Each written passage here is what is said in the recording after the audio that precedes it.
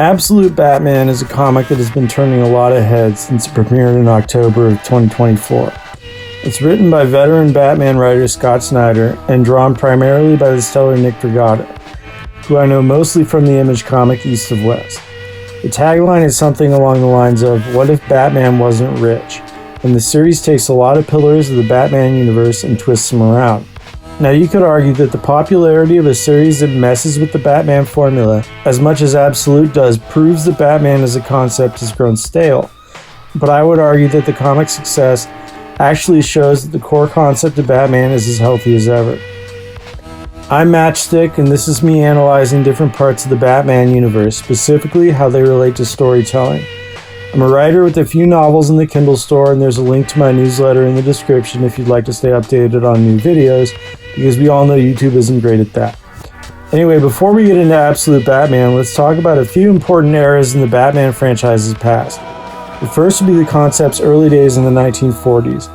Batman wasn't the first superhero, and he might not even have been the first character to combine superhero concepts with darker influences like noir movies.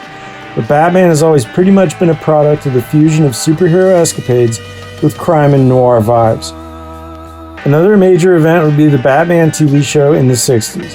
It was lighthearted to the point of camp, with bright colors and jokes left and right. I wasn't around, so I don't know how more serious Batman fans reacted, but they couldn't have been happy. It was about as far from the Batman fans know today as you could possibly get. Then we had the Denny O'Neil comics in the 1970s, which mostly righted the ship. The Joker became a sadistic, chaotic killer again. We got new villains like the Al Ghuls and new characters like Leslie Tompkins. Batman is still basically living in the world O'Neil created, although the characters would get darkened considerably in the 1980s with landmark comics like The Dark Knight Returns, The Killing Joke, Arkham Asylum, and Year One. Now, if you follow the movies or most of the comics, you definitely know the darkness I'm talking about. I bring all this up to point out that as far as vibes are concerned, Absolute Batman follows that pattern for sure. It's grim. However, the comic is something really special all the same.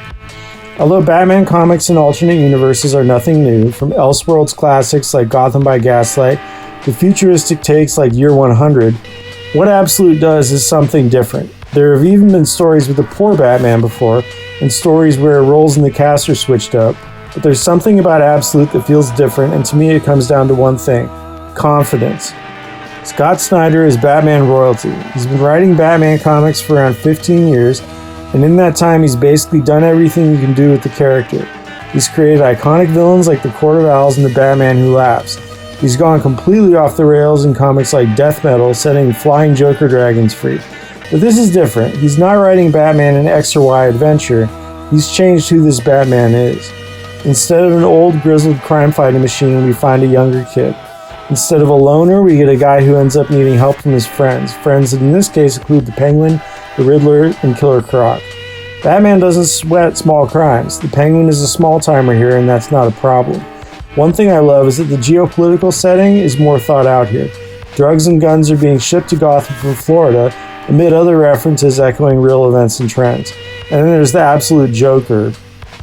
I think a lot of writers could remix the Batman universe to get some good stories out of it, but this is where Snyder's clout comes in. DC took a gamble on Absolute Batman and it paid off.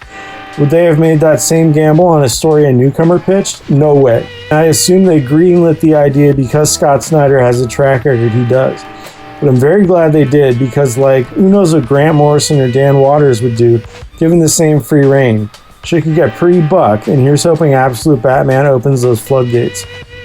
Snyder is hit or miss for me. I loved Black Mirror and some other stuff, like the first arc of Zero Year, but I feel like his brand of storytelling isn't usually my bag. However, I'm on board with Absolute Batman, and that's because it reminds me of my favorite thing Snyder's ever written: a short backup and an anniversary issue set in a future where a Batman has begun to clone himself to ensure that he'll be able to fight crime perpetually. It's the same sort of thing, playing with the universe in ways most people would never dream of or be able to. Batman's world as an abstraction. Because whether it's a self-cloning Batman or having Bruce be childhood friends with his rogues gallery, it's playing with the roots of the character. And I think the big takeaway I have from Absolute Batman is that even when you tweak the hell out of the formula, the Batman concept still works, which is pretty damn cool considering it's fucking 86 years old. Personally, I think things could get a whole lot more abstract and it would still hold. In other ways, Absolute is definitely a product of its time. Some of this is cute, the villain has a DJ, and some of it is dead serious. The comic opens with a school shooting where Thomas Wayne dies. And as far as the grim and gritty violent aspect, oh, it's definitely there and cranked up to modern levels. The art is more stylish than you might have seen in the past, but it's fucking Nick Dragata. Any haters are just wrong. This is definitely a Batman comic of the present. But I don't think that implies that the tried and true Batman concept is out of date. It just means that new territory is being explored. It's true that a lot of contests between the Batman and the Joker are stale, but that's an editorial problem.